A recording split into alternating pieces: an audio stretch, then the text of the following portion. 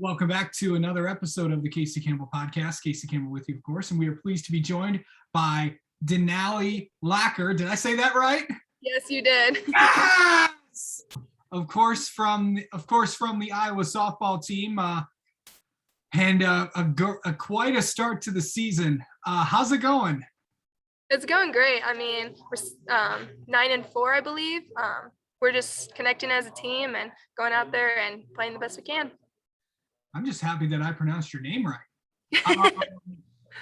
Yes, and you are correct. 9-4 on the year. So 9-4. yeah.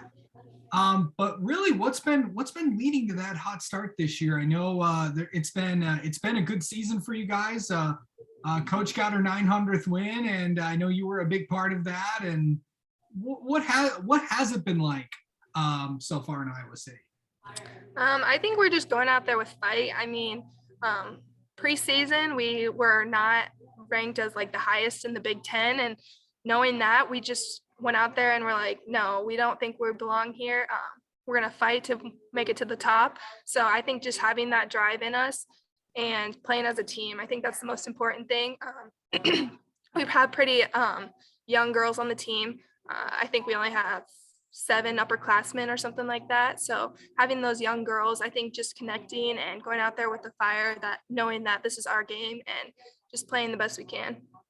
Yeah, when you look at, you mentioned it. I mean, the team is full of youth, and that could be a good thing. It could be a bad thing, but so far it's working out for you guys because no matter how old or young you are, if you got a good team, you got a good team. And you guys have proven that throughout these first few weeks of the season. Yeah. Like I said, we have a bunch of young girls, but we have a couple leaders that are seniors this year. They've obviously been around for a while, so they lay out the grounds for us and they tell us exactly how things go. And I think we do a good job of following them and even stepping up with the young ones. I mean, we have bunch of young pitchers like Devin Greer. We have a bunch of even sophomores that are starting, and we're all stepping up and just being the best we can be. Let's talk about pitching for a second. Okay. Like your best pitch is at right now. Where do you think your rise ball's at and all that? So I think drop ball, that's my go-to pitch right now. I mostly throw just drop and drop curve.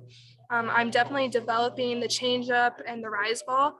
But I think once I get those pitches, once I achieve those pitches and get them working to my best ability, I think I will have more strikeouts. Right now, I'm more of a drop ball, ground ball pitcher. But having the strong defense behind me has allowed me to be successful with that. So once I achieve those next pitches, I think I will have more strikeouts. But right now, I'm just focusing on the best pitches and going out there and winning some games.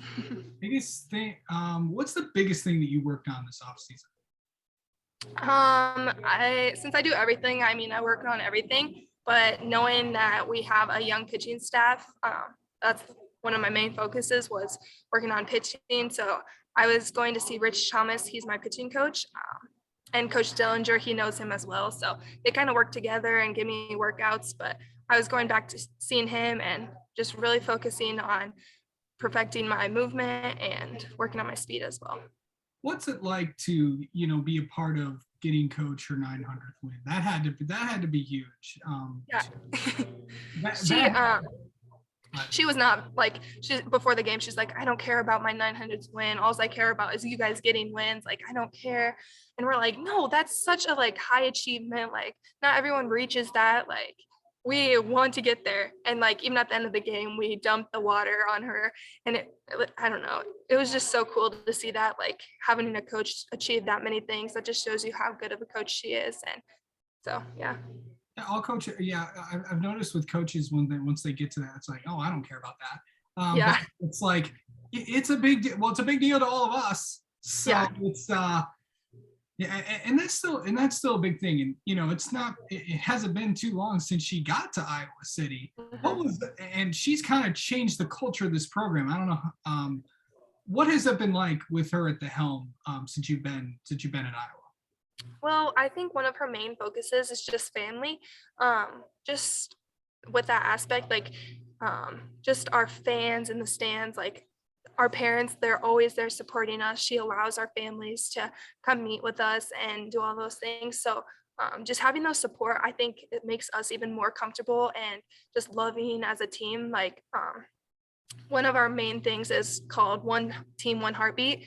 And just knowing that is like playing as a team, trusting each other on and off the field. Like we don't just play on the field together. Like we're always hanging out together. And I think that's one of the most important things that she's brought into us as a coach. And I'm not sure exactly. I obviously wasn't here when she wasn't here, but just seeing where we're at now compared to where they were, I think she's brought in a great culture. Of course, you guys are going to head down to Memphis this weekend. How big is that to go and play there? And you're playing some pretty tough teams, not just Memphis, because you also got Butler as well. I think just going down there and playing our game is the most important thing. I mean, we only got 3 games this weekend, so making the best of those games and just going out there striving to win, that's the most important thing. So I think having those couple extra days of rest will help us as well. Is it an advantage to, there are some weeks, I know you love playing midweek games, and I know how important they are to not just you guys, but everybody. Everyone wants to go out and play. But you also is it kind of good to get those breaks during the week so you can focus on some of the different things in practice?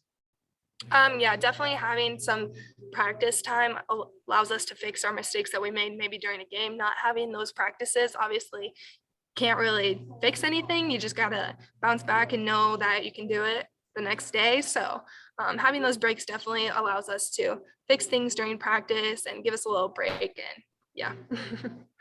Well, Danali, thank you so much for coming on and talking with us. Good luck this weekend in Memphis. Thank you so much.